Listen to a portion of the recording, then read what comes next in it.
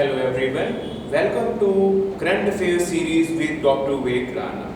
I hope all of you are in high spirits and utilizing your time effectively. In today's lecture, I will decode the ongoing Senkaku Diaoyu Island dispute, which is dominating headlines once again. China's territorial hunger and thirst for strategic expansion has ruffled wrong feathers of not only India, as we have seen in Galwan Valley clash, but also with multiple countries which are sharing its maritime boundaries in East China Sea as well as South China Sea. So in today's lecture, we will discuss what is the current development which has once again ignited this historic dispute, which tends to be a flashpoint between the two developed nations. Without wasting any time, let's just decode Senkaku Diaoyu Island dispute.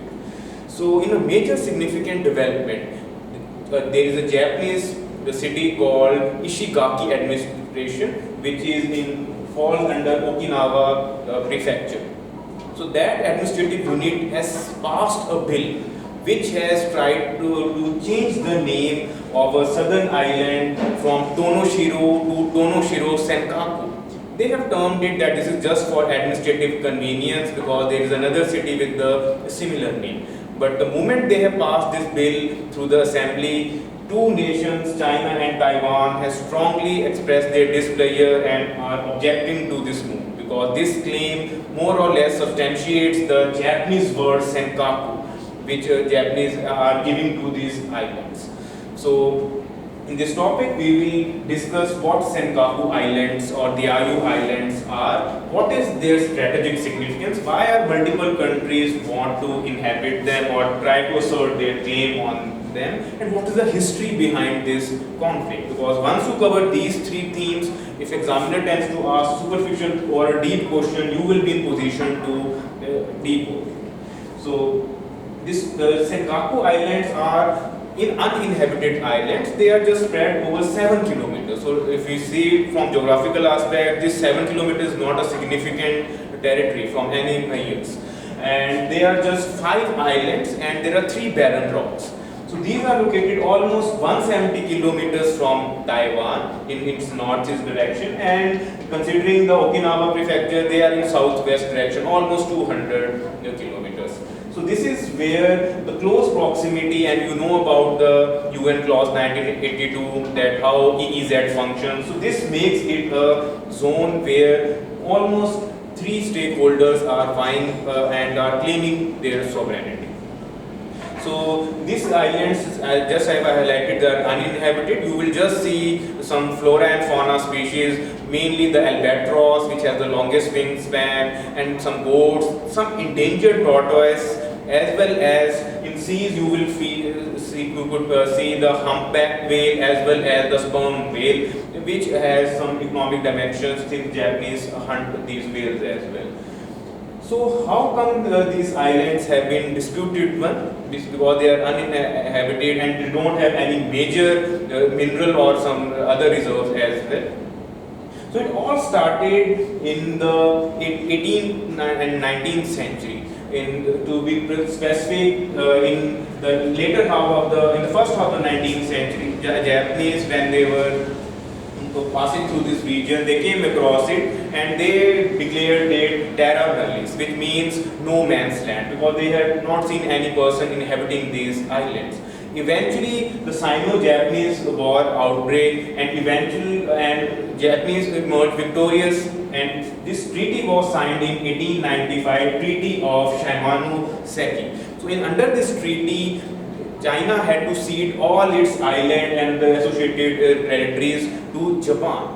So this is where the formal annexation of these islands took place, and Japan more or less administered these territories from 1895 till the Second World War.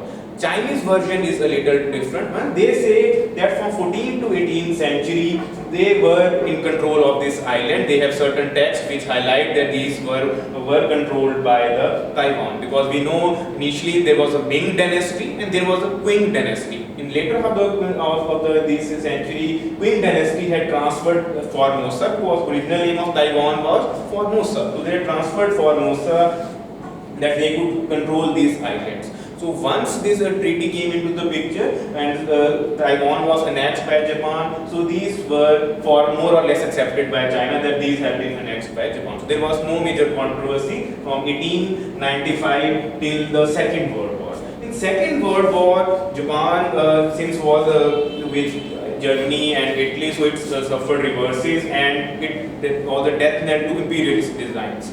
So eventually the pacifist constitution came into the picture, and under 1951 Treaty of San Francisco, Japan had to cede all such territories which it had imbibed through imperialist designs.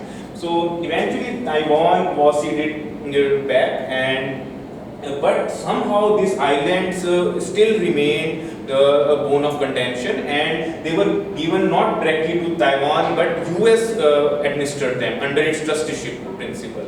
So for next 2 decades, these islands were under the US control, and no one typically objected to it, because the Chinese version once again says that the leader of Taiwan at that time, Chiang Kai-shek, was close to US. So he was dependent on US, so he did not formally raise the demand that technically these territories should also have been returned to these islands, because Taiwan also lays these claims on this island. Like Japan says that they should be known as Senkaku, China called it Diaoyu. In international parlance, these are called Pinnacle Islands when you translate it, and Taiwan prefers to call it Diaoyu Tai Island. So this is where there are 3 stakeholders which are praying for this uninhabited land.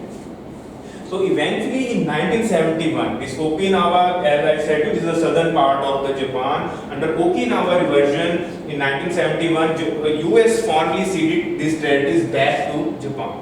So eventually Japan once again became the rightful owner of this island, but in 1970s there was a specific report by United Nations Economic Commission for Asia and Far East, which specifically highlighted that this insignificant region holds promise for huge oil and gas reserves, and it could be potential oil province of future. So this is where, when China was gaining stronghold in geopolitics, it tried pressing for this demand, and it started raising the issue because China and Japan in 1980s or 70s, you could see they come under the top most importers of oils. So now the economic sense made these islands quite an attractive option. So this is where the controversy started, and China is more or less asserting that this region was part of ancient China under Ming and Qing dynasty, and under these treaties it does not believe because they are almost unjust. But Japan asserts that once you have ruled this region for almost 100 years, it becomes the rightful. So this is a small piece of land is a bone of contention between 2 developed nations. So you should be clear about what this San Francisco Treaty is, what is the original Treaty of Shimonoseki and the Okinawa Reversion. So more or less this region has 4 major dimensions why 2 powerhouses are vying for it. The first major, just I have highlighted, this region has a huge oil and gas reserves. So potentially the economic resource of this region makes these islands quite an attractive option. Secondly, this region is geostrategically placed, and important sea routes of East China Sea are in its vicinity. So it's any country which will be holding these islands, it can be a major decision of controlling strategically the important sea routes of this region, and they could be more or less be a major game changer in whenever there are frictions in the relations. The third angle you could say is the important one once again, that these seas are now being 2 nations are trying to dominate this Asia Pacific region. That you must have gone through the recent trade war between US and China. So both are trying to militarize these oceans through means of aircraft carriers, nuclear submarines, as well as for frequent patrolling activities. So they say that whosoever controls such strategically placed islands will ultimately dominate the Asia Pacific region. And also the economic significance, the 4th dimension, is for these islands are rich fishing grounds. Just I have highlighted you the names of Pacific whale. These are also grounds to rich fishing zones. So almost all countries are benefiting through the rich fishing resources, even though they are not placing any infrastructure or some other in these regions.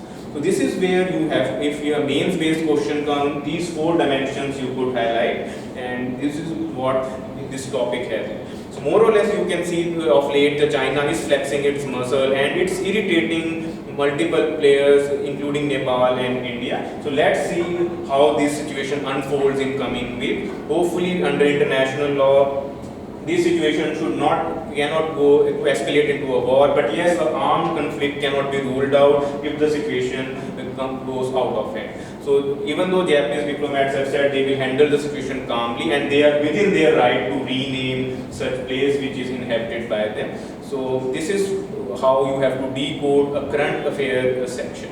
So make sure geographical locations as well as the historical background as well as the key stakeholders involved, because typically UPSC does not go too much deep into such international topics in prelims. It will just ask where are Senkaku or Diaoyu Islands are in South China Sea or East China Sea, because in South China Sea there are Spratly and Paracel Islands which are disputed among the Philippines as well. So China is more or less involved in all such dispute because it shares borders with 14 countries including maritime and land. So more or less almost at this time it is having frictions with all of them. So I hope you find this session a useful one. Thank you very much.